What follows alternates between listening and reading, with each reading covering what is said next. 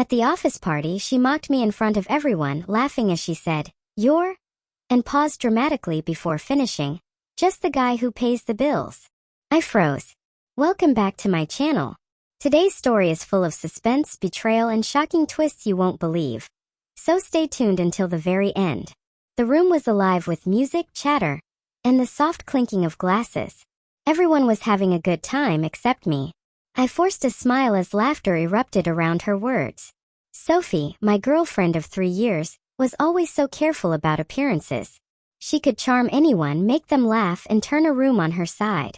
But tonight she turned on me. For a split second I considered walking out. I could feel the sting of humiliation, my face flushing, my stomach twisting. But then I remembered the messages I had discovered on her phone just a few days earlier. The text to someone named Mark, the secret dinners, the hidden selfies, the whispered promises she had thought only he would ever see. And now she dared to mock me publicly. I stayed calm, sipping my drink, watching her move through the crowd, laughing, pretending everything was perfect. But I knew the truth. And tonight I was going to let that truth speak louder than any public insult. I followed her subtly, pretending to chat with a colleague. I noticed her phone vibrate.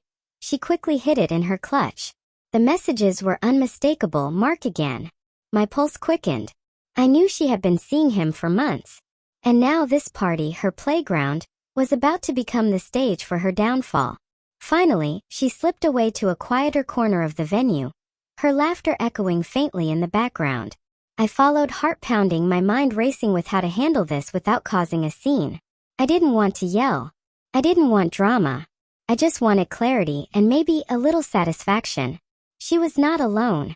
Mark leaned casually against the wall, his smug grin disappearing when he saw me appear.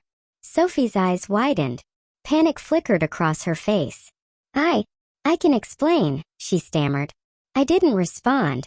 I just pulled out my phone and showed them the messages. The truth was undeniable. The secret meetings, the late-night calls, the whispers of love and deceit. All there in cold text. Sophie tried to snatch the phone, but I stepped back. "You think you can laugh at me, mock me while living this lie?" I asked, my voice calm but sharp. "Do you really think your image is stronger than reality?" Mark tried to speak, but I ignored him. This wasn't about confrontation. It was about exposing the truth. Sophie's carefully built facade was crumbling, and she realized that no amount of charm could save her now. I took a step closer, keeping my voice steady. "You wanted to play with people's perceptions, to make everyone think you're perfect. But perfection doesn't excuse betrayal." Her eyes welled with tears, not just from fear but from the realization that she had been caught. I didn't need to shout or make a scene. I didn't need to humiliate her in front of everyone else. The moment itself, her shock, her panic, the undeniable proof in my hands was enough. I walked away, leaving them standing in the quiet corner, their secrets exposed. The music inside continued, laughter and chatter filling the void, oblivious to the private storm outside. But I didn't care. The humiliation, the betrayal, the mockery, it no longer held power over me.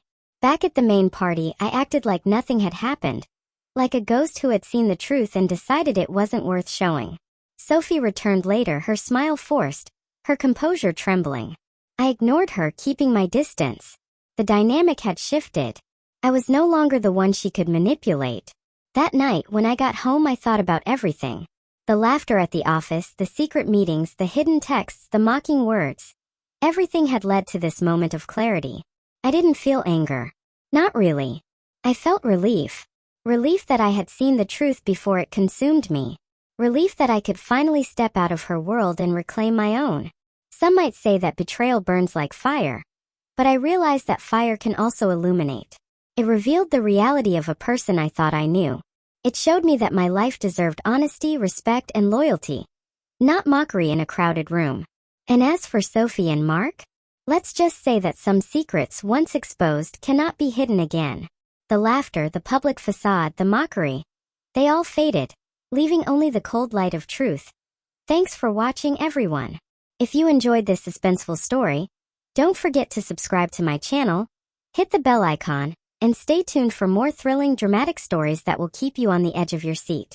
Remember, sometimes the people you trust the most hide the darkest secrets, and the truth always has a way of coming out.